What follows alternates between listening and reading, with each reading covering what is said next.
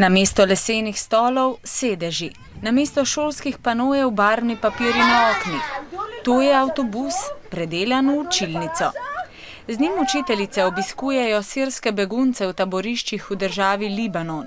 Tu učenci v šolo pridejo z veseljem.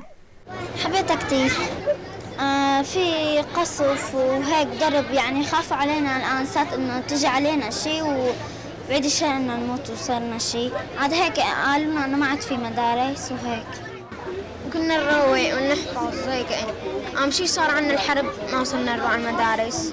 Otroci se učijo angleščine in arabščine. Zato lahko v maternem jeziku pripovedujejo o tem, kaj so doživeli in kako se počutijo. Opisujejo vse o vojni, o tankih, letalih, orožju in vojski. V potujoči šoli je lepše kot v šoli pod šotori.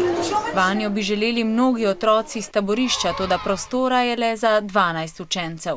Zato si učitelji prizadevajo, da bi takih potujočih šol bilo še več.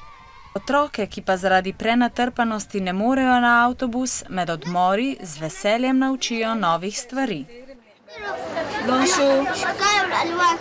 لما نخلط الأحمر